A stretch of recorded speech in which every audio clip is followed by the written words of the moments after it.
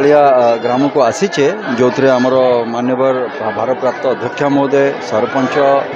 आमर महुड़ार जो समिति सभ्य जतीन्द्र भाई उदय भाईना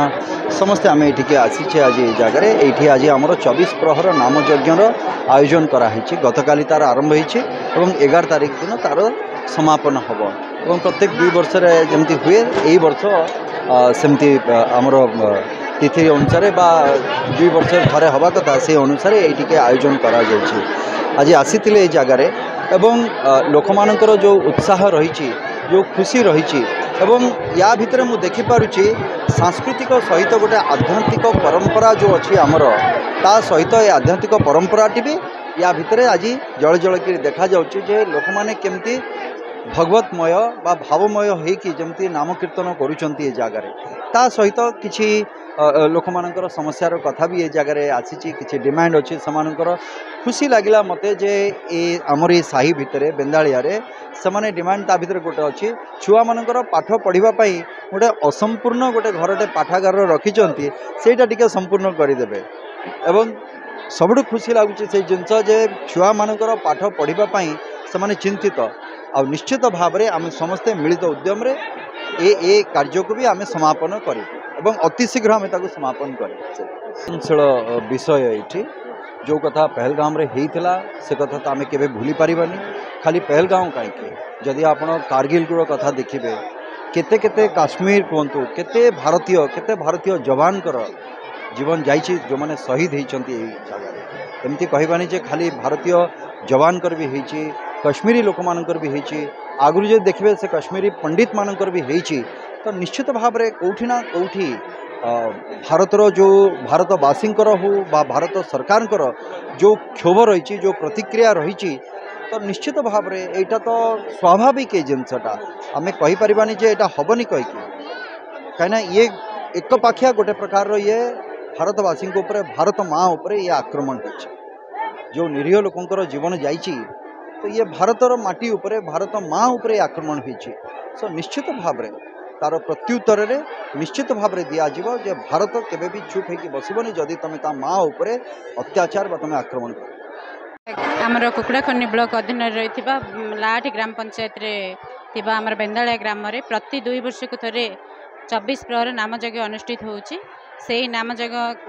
काली राति 11 आरंभ होइची आउरी 2 दिन 3 दिन धरी भी चलिबो अति सुंदर भावे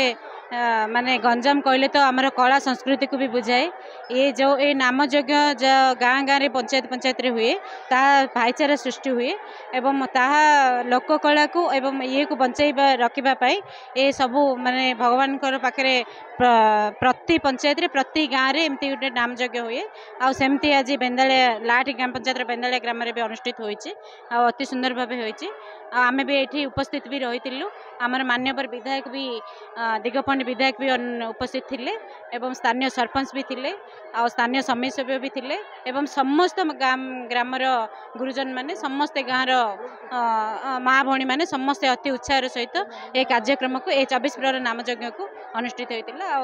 गाँव कार्यक्रम तो बहुत सुंदर कार्यक्रम चलती प्रति 2 वर्ष थर हो आज भी आम एमएलए आसते पिला भी बहुत उत्साह अच्छा सुंदर कार्यक्रम चलती आप देखुए अच्छा थे बाहर ब्रह्मचारी प्लस गाँव आम पुरोहित आंग साथी बंधु बांधव बहुत लोग प्राय 10,000 लोक आयोजन कराई 11 तारिख दिन प्रतिदिन 5,000 लोग खाऊँ साहित्य प्रति 2 वर्ष को थरे 24 प्रहर नामयज्ञ आयोजन करा जाए यार संपूर्ण अर्थ था कि पंचायतर हो कि समग्र ओडिशार कि समग्र समस्तंकर मंगल कामना करा जाए एठी ए आमर जो नामयज्ञ रे आठी आमर सब वर्ष प्रति 2 वर्ष को थरे हुए धूमधाम रे बहुत धूमधाम रे पालन करा जाए या द्वारा बहुत माने भाईचारा या द्वारा सृष्टि हुए ना आमर जो एबे देखो आमर 7 तारिख रु 11 तारिख पर्यंत नामयज्ञ हम अन्नयज्ञ हम सबू हम आथिरे प्रत्येक घर ସମସ୍ତେ ସବୁ ଲୋକ ସ୍ତ୍ରୀ ଲୋକ କୁହନ୍ତୁ ପିଲା ଛୁଆ କୁହନ୍ତୁ ପୁରୁଷ ଲୋକ କୁହନ୍ତୁ ସମସ୍ତେ ଉପସ୍ଥିତ ରହିବା ପାଇଁ ସେଠି କିନ୍ତୁ ସମସ୍ତଙ୍କର ଆଗ୍ରହ ପ୍ରକାର ସମସ୍ତେ ଉପସ୍ଥିତ ରୁହନ୍ତି। ଏହାଦ୍ୱାରା ନିଶ୍ଚୟ ଭାଇଚାରା ଜାରି ରହିବ। ଶେଷ ଦିନରେ ଗାଁ ସାରା ଲୋକଙ୍କ ପାଇଁ ଅନ୍ନଯୋଗ୍ୟ ବ୍ୟବସ୍ଥା କରାଯାଏ। ପ୍ରାୟ 3000-4000 ଲୋକଙ୍କ ପାଇଁ ସମସ୍ତେ ଉପସ୍ଥିତ ରହି ସବୁ ସମାଜର ଲୋକମାନେ ଉପସ୍ଥିତ ରହି ସେଠାରେ ସବୁ ପ୍ରକାର କାର୍ଯ୍ୟକ୍ରମ ମାନେ ସବୁ ପ୍ରକାର ସାହାଯ୍ୟ ସହଯୋଗରେ ଏହି ଅନ୍ନଯୋଗ୍ୟ ସମ୍ପୂର୍ଣ୍ଣ ହୁଏ।